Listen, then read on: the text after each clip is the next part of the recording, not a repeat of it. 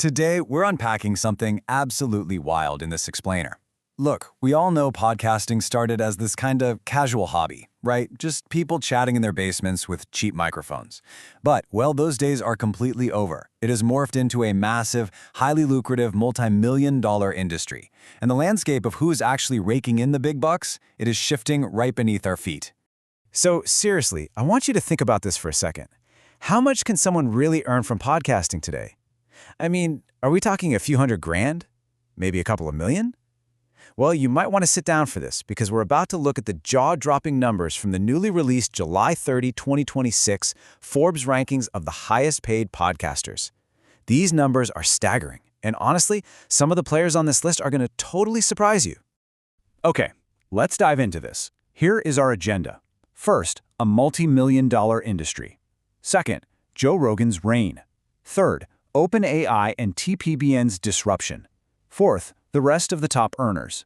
And finally, calculations and controversies. Starting off with Section 1, a multi-million-dollar industry. So this 2026 Forbes list makes one thing crystal clear. This space is literally a battlefield now. It is no longer just a playground for independent creators.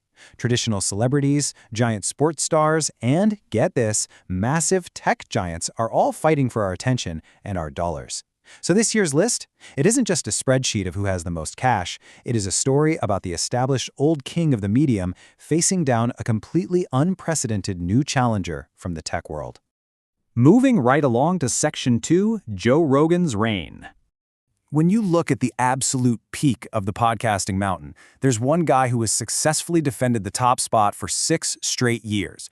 Since 2020, no one has been able to dethrone him. And here's why. $82 million.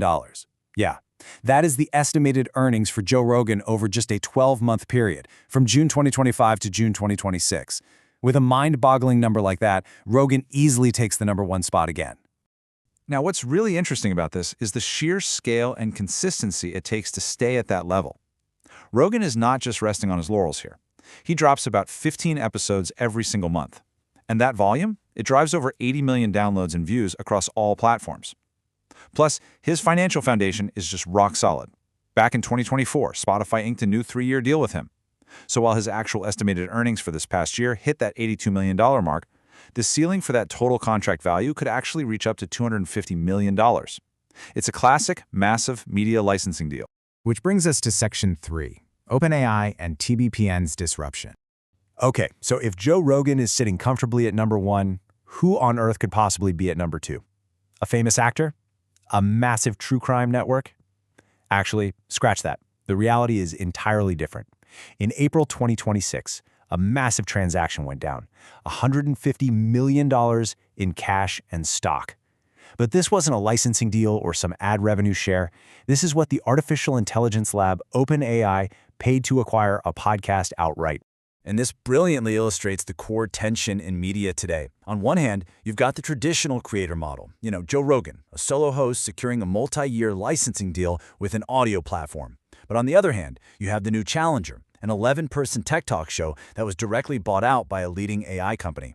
It's a totally new paradigm for how content is valued and purchased right now. This shocking entry at #2 is TBPN, the Technology Business Programming Network. Hosted by John Coogan and Jordy Hayes, this relatively small tech show was essentially scooped up by OpenAI. Out of that $150 million buyout, the two hosts netted roughly $70 million, instantly catapulting them to the #2 spot on Forbes. Industry experts are looking at this as a huge signal. This is the very first time an AI lab has directly bought a podcast, which means tech companies are now heavily and directly investing in the media and content creation space. Let's check out Section 4, the rest of the top earners.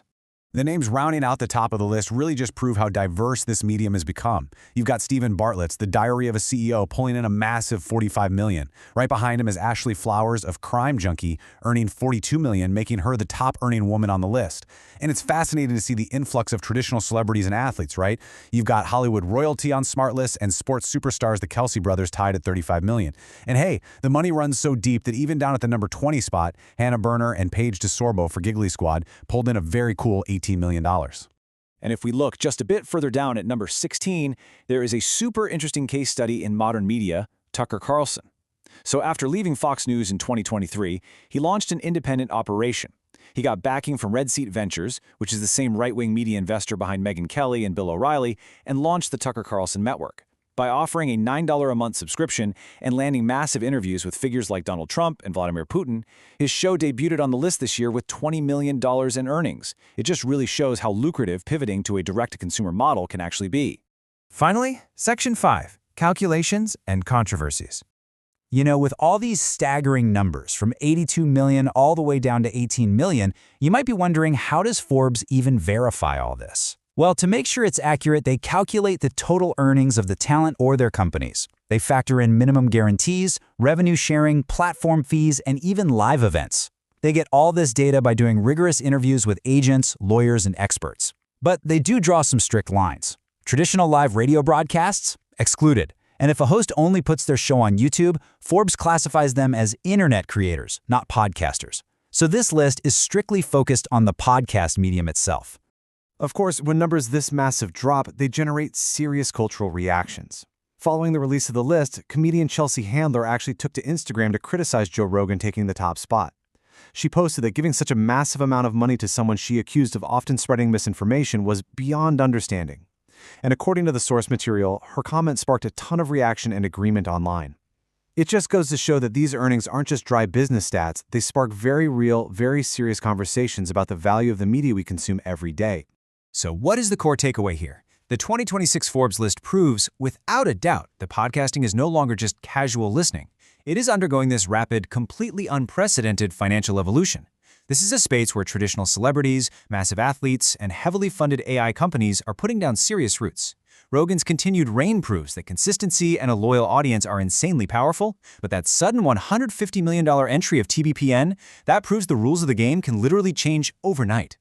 The landscape of audio is clearly shifting from standard ad reads to outright tech acquisitions. So I'll leave you with this to think about. As artificial intelligence labs get hungrier for massive amounts of content and highly engaged audiences, will an AI company buy out your favorite creator next? It's a fascinating question, and we are definitely going to be watching closely to see what happens on the 2027 list. Thanks for joining me on this explainer, and keep learning.